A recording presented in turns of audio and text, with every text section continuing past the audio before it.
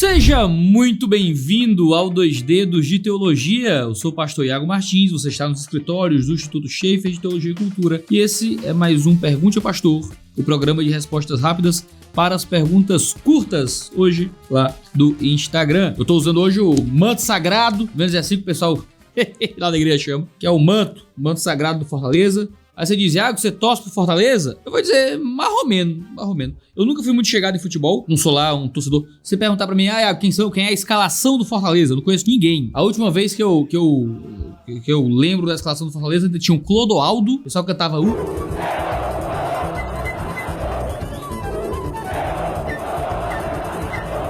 lá no PV, lá no Presidente Vargas. Eu acho que deve fazer uns 18 anos isso. Mas mesmo assim, minha família inteira, por parte de pai, meus primos com quem eu cresci, todos gostavam muito de Fortaleza. Essa luz aqui tá meio errada, né? Acho que a luz aqui não é pra cá, tá melhor, melhorou a luz aí tudo. Todo mundo era Fortaleza, então na minha cabeça, por algum motivo familiar, se eu fosse torcer algum time, eu tinha que torcer Fortaleza porque era o que minha família torcia. Mas eu tô usando essa camisa de Fortaleza porque eu descobri que essas camisas de time têm um tecido maravilhoso. É a minha melhor blusa, tranquilamente a minha melhor camiseta, porque é muito bom o tecido. Então fica registrado, eu entendo os macharal que usa camisa de time o tempo todo, porque o tecido é muito bom, aleluia. Mas assim, se me derem um do Ceará de presente, eu uso. Agora eu vou usar mais camiseta de time sem torcer por ninguém. Por amor ao futebol? Não, por amor a bons tecidos, ou material bem feito. Tá bom. Vamos para as perguntas. Sei que você não gosta dessas perguntas, mas você indica ouvir pregações do Caio Fábio? Não, indico não, filha. Indico não. Vai ouvir coisa melhor, pelo amor de Deus. A teologia do Caio Fábio tá absolutamente diferente da nossa aqui, não é a teologia que a gente segue. Eu explico partes da teologia do Caio Fábio, o problema de não segui-la, no livro Os Sermões dos Maricas, a pregação da verdade para homens de mentira, lá da editora Concílio, que faz parte de uma tetralogia de livros sobre a Grande Comissão. São 4 livros sobre a Grande Comissão. No livro 3, que é Os Sermões dos Maricas, eu explico quais são os grandes problemas da teologia do Caio Fábio. Já falei muito do Caio Fábio ao longo da vida, tô enjoado já de fazer isso. Mas não indico de forma nenhuma. Pastor, fala sobre a censura do Léo Lins. Vamos lá. Eu não gosto do humor do Léo Lins. Eu não sigo, eu não dou audiência, eu não escuto. Eu acho, no melhor, sem graça. No pior, eu acho aterrador. É um tanto aterrador. Eu não gosto desse tipo de humor. Me ofende muito. Eu lido demais com o mal no mundo e com a desgraça na vida humana pra eu conseguir rir das coisas que o Léo Lins faz piada. Então assim, ele não tem minha audiência e tem coisas ali que eu acho que é até pecado. É até pecado eu rir de algumas coisas que ele coloca. Agora, o governo censurar a piada e punir o humor é absurdo, certo? Primeiro porque alguém em uma sessão de stand-up não tá necessariamente pregando fatos. Ele não tá apresentando aquilo que ele acredita sobre o mundo. Ele tá criando cenários absurdos. E rindo, fazendo piadas, cenários absurdos. Tanto que ao longo do próprio show do Léo Lins, que claro, eu fiquei curioso pra ver alguma coisa depois que bloquearam, ele mesmo faz troça do fato das pessoas rirem de coisas tão absurdas. Ele faz piada, ele fala do absurdo, e existem algumas coisas tão absurdas que o pessoal acha graça, que ele, vocês estão rindo disso, aí não pode rir disso não e tal, e brincam desse tipo de coisa. No final ele até explica parte da filosofia dele de fazer piada com o absurdo. Eu não gosto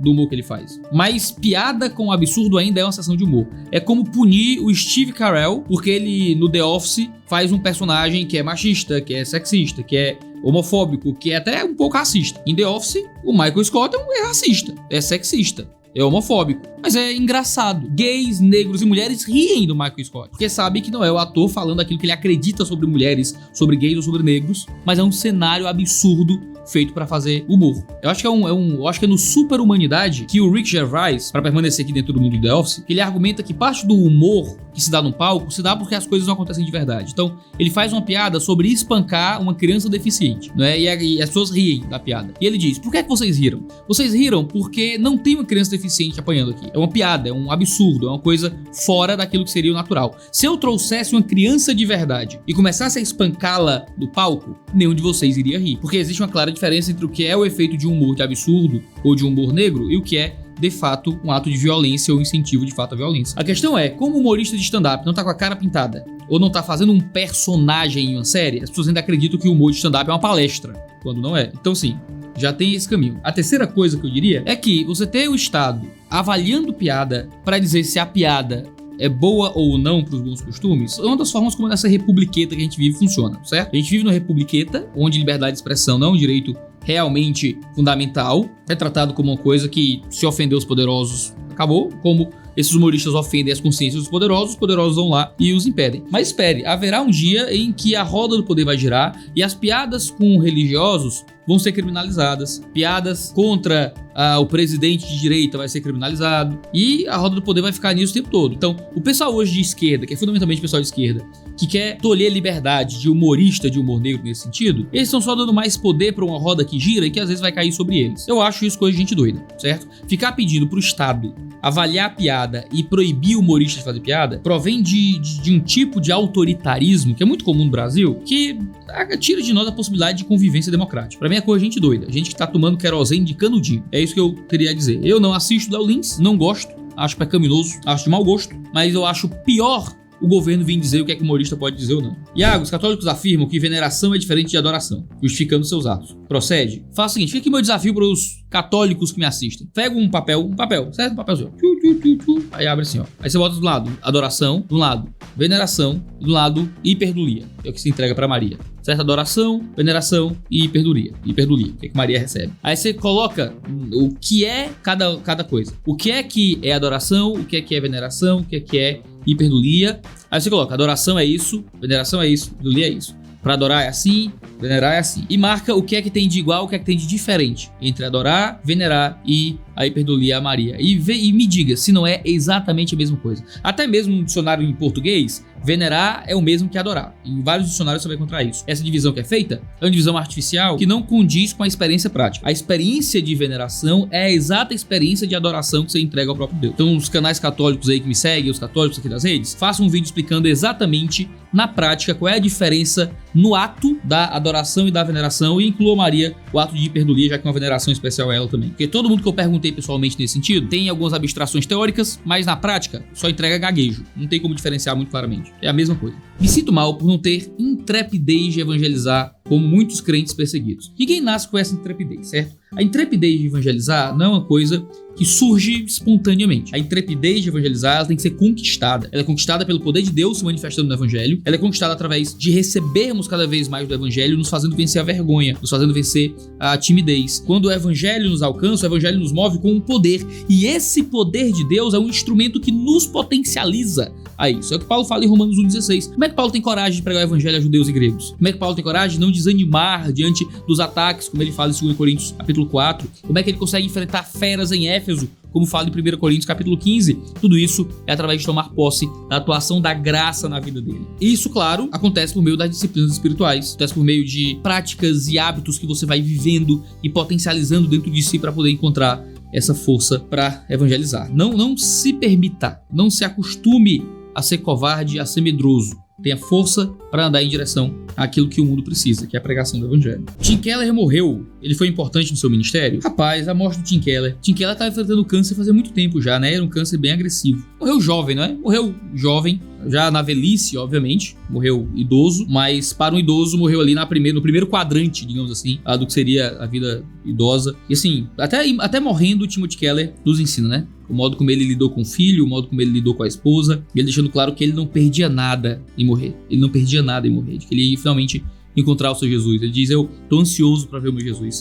Isso é maravilhoso. Eu quero poder morrer como Tim Keller. Eu quero poder morrer como Tim Keller, porque do modo como Tim Keller morreu, ele finalmente tá vivo, sabe? Ele finalmente tá vivo. Tim Keller finalmente tá vivo. Eu quero um dia encontrar essa vida. Eu quero um dia finalmente estar vivo, como o Tim Keller está vivo agora. Para chegar a essa vida, provavelmente eu vou ter que passar por um infarto, por um câncer, por uma velhice, alguma doença, mas em algum momento eu vou enfrentar a morte, minha última inimiga, mas quando enfrentá-la, em Cristo eu vencerei a morte e vou encontrar a verdadeira vida. Tim Keller não foi, eu tenho que ser muito sincero, um teólogo muito influente na minha formação. Li bastante do Tim Keller mais recentemente, mas o Tim Keller me impactou muito, pelo menos em 2 momentos. O Tim Keller me impactou muito com o livro mais famoso dele, talvez, não sei se é o mais famoso, mas um dos mais, que é chamado O Deus Pródigo, que é a exposição que ele faz do texto do Filho Pródigo. É um livro simplesmente fenomenal. É a melhor coisa que eu já li sobre o Filho Pródigo na minha vida. E é um texto até difícil de pregar depois de ouvir o Tim Keller pregando sobre ele. É assim, Tim Keller é um ministro fora de série nesse sentido. E eu li vários livros do Tim Keller. Fé na Era Secular e Deus na Era do Ceticismo. São simplesmente,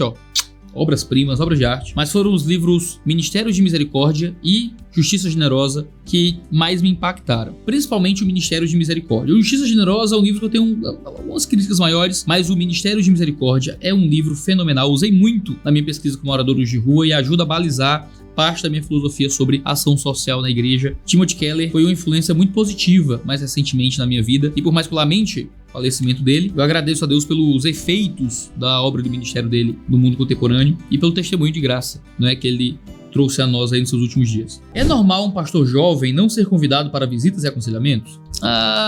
Depende um pouco, tá? Você, quando é mais jovem, você tem um pouco mais de limitação, digamos assim. Você tem menos tempo de vida e, como um pastor jovem, você inspira menos confiança. É natural. É importante que a sua juventude possa ser suplantada pelo seu comportamento, pela sua sabedoria e por aquilo que você tem a entregar à sua igreja, de forma que a sua juventude não seja um demérito, algo que não lhe leve a ser desprezado. Isso é o que Paulo escreve a Timóteo. A sua juventude tem que ser suplantada pela sua capacidade de domínio na palavra e de exercício de fidelidade. Esse é um processo de conseguir ganhar a confiança da sua igreja. Se você não está sendo convidado para dar aconselhamentos, para poder trazer esse tipo de recurso, é importante que você encontre pessoas mais jovens para aconselhar, para discipular, se colocar ao lado do pastor mais velho da sua igreja, se houver um pastor mais velho, para acompanhá-lo em alguns aconselhamentos e assim você ir ganhando confiança da sua comunidade. Pode usar camisa com desenho de caveira? Mas até onde me consta eu tenho uma caveira, certo? Tá dentro da minha cabeça aqui, tem uma caveira aqui dentro. É pecado usar uma camiseta com a representação de uma parte do meu corpo? Não acho que é pecaminoso representar o meu cérebro, certo? Minha cabeça, a minha caveira. Agora, não, isso é um símbolo da morte.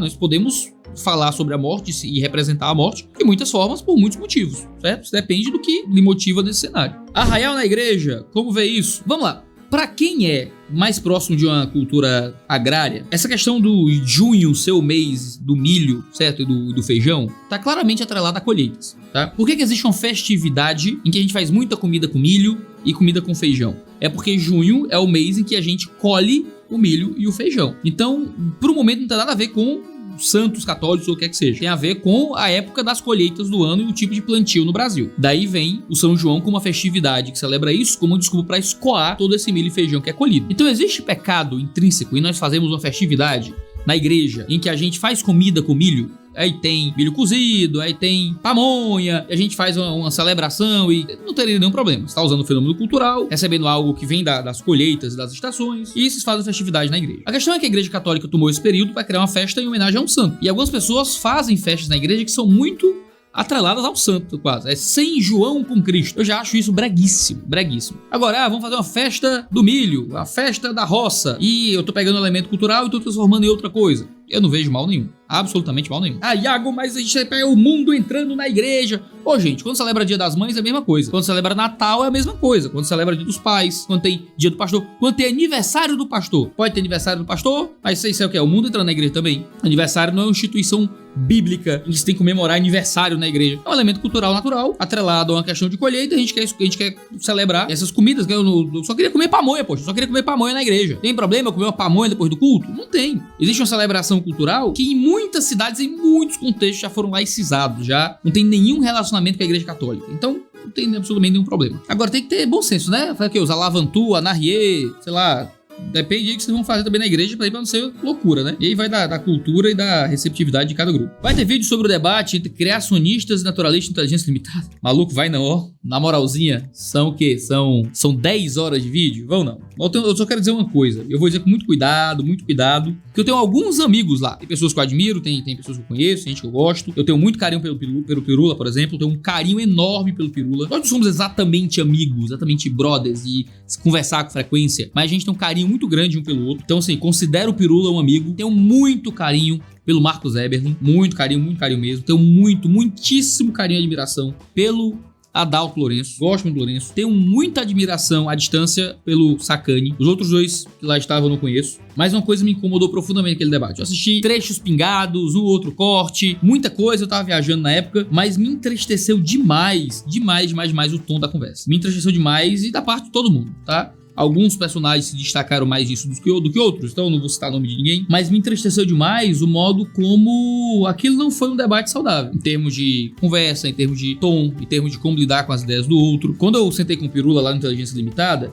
uma das grandes críticas que ateus fizeram ao Pirula e cristãos fizeram a mim, certo? Foi de que era uma conversa de compadre. Nossa, era uma conversa em que vocês discordavam, mas ninguém, sabe, a galera tava quase brigando porque a gente não deu com a mão na cara de ninguém, certo? Nossa, a gente ter brigado mais. Então tá lá, brigaram mais e foi um negócio pra mim que foi muito, muito feio. E eu dizer isso, certo? Eu que aqui no YouTube acumulei uma fama apenas parcialmente justa de ser treteiro, de ser confuseiro e coisas assim, isso vir de mim tem que ser uma coisa que chama a atenção, tá? Eu achei o tom daquele debate extremamente terrível, achei feio. Eu não achei que do lado criacionista, veja, minha preocupação não é se a Bíblia foi bem representada no sentido teológico. Para mim, eu não achei que o Espírito de Cristo foi bem representado no modo como as coisas foram colocadas ali. Então assim, isso é uma coisa que me entristece. Eu acho que a gente tem que entrar nesse tipo de debate com uma postura irênica, certo? Nem que a gente perca o debate. Quando eu fui lá no Inteligência Limitada e tava o Joel e o Rolandinho, era 2 contra 1. Era um ateu, um agnóstico e eu como cristão. E às vezes o tom era grosseiro, se impunham sobre mim no argumento. Cara, eu preferia perder o argumento do que brigar de volta, do que responder à altura, do que ficar me impondo demais, sabe? Numa conversa como essa, você precisa estar disposto a perder. Se ganhar significa não representar Jesus direito. Nós adoramos um Cristo que perdeu, adoramos um Cristo que se entregou voluntariamente à morte e que deu a última palavra a inimigos. A gente pode, como cristãos no debate, ter uma postura irênica, porque a nossa função no debate não é apenas ganhar o argumento. Nossa função no debate é demonstrar o caráter de Cristo enquanto argumentamos. E isso é uma coisa que me deixou muito incomodado em muitos momentos do debate, sabe? Muitos momentos. Não foi uma baixaria completa, obviamente, mas o modo como a coisa foi conduzida me deixou muito entristecido. Isso faz com que eu não tenha nenhuma vontade de comentar o debate, porque eu vou acabar passando mais tempo comentando sobre o modo como as coisas aconteceram do que os argumentos em si. Aí eu prefiro ter uma distância saudável daquele debate em si, por mais que eu tenha um carinho muito grande pelas pessoas envolvidas ali no debate, tá bom? Provavelmente tudo que eu vou comentar sobre o debate até aqui. O que fazer quando a esposa não tem libido? Como lidar com isso? Você tem que descobrir qual o problema disso, tá? De onde é que vem isso? O que é que causa esse problema? O que a sua esposa precisa ter uma conversa franca com você. Vocês têm que ter uma conversa franca sobre a vida, sobre a fé e sobre o relacionamento. O que é que tá acontecendo aqui na nossa casa? Minha esposa tá cansada demais por causa dos filhos, ela não tem ajuda. Minha esposa tá deprimida, minha esposa não tá mais feliz no nosso relacionamento. Ela tá com a fé em frangalhos, ela se sente mal, ela olha pra si mesma e não consegue se sentir bem. O que é que tá acontecendo, tá? E talvez, e muito provavelmente, ela vai precisar de ajuda médica, certo? Se sua esposa não tem libido, sua esposa muito provavelmente vai precisar de ajuda médica. Então procurem médicos e levem isso a sério, porque uma esposa sem libido é uma receita para o fim de um casamento, certo? Uma esposa sem libido o primeiro passo, é a receita para o fim de um casamento. Então procurem ajuda médica e levem isso a sério, com amor, com graça e com misericórdia. E você tenta trabalhar para tentar ajudar a aquecer a libido da sua esposa. Eu sei que nem sempre, sabe, é possível fazer isso, mas como um marido amoroso, paciente e cuidadoso, você se sacrifica nesse cenário, ajudando e cuidando da sua esposa, mas você a pastoreia para lidar com o que está acontecendo e talvez achar ajudas médicas ou psicológicas ou pastorais que sejam necessários. Ansioso para ter um recém-nascido em casa de novo? Em parte sim. Ai meu Deus, hoje teve ultrassom morfológica do Bernardo. Tava tudo bem. Aí vai fazer 22 semanas agora na quinta-feira e tá tudo legal, tudo tranquilo. Eu tô ansioso para ver meu filho, quero saber como é que vai ser tê-lo, vai ser bem legal. Ter um recém-nascido em casa é legal na parte do recém-nascido, é muito legal ter um bebezinho dentro de casa, mas vai ser pancada, hein? Vai ser difícil. Eu não sei, eu acho que não vai ser fácil não. Eu lembro do começo da Catarina e Elaiá. Vai ser bom não, hein? Provavelmente vai ter um mês aí que vai ser difícil. Os 3 fiquei com sono só de lembrar, só de pensar no sono que eu vou perder. Mas muito custa o que muito vale, meu patrão. Muito custa o que muito vale. Então ter filho vale muito. Maravilhoso. Custa caro mesmo. Vou pagar um preço caro aí. Mas é só os primeiros meses. Depois melhora. Bom, é isso. Esse é o Pergunta de Pastor de hoje. Que Deus possa abençoar a sua vida. A gente tem vídeo toda até segunda-feira aqui neste canal. Então corre pra ficar sabendo sempre que houver vídeo novo. Um cheiro no seu cangote. Até a próxima.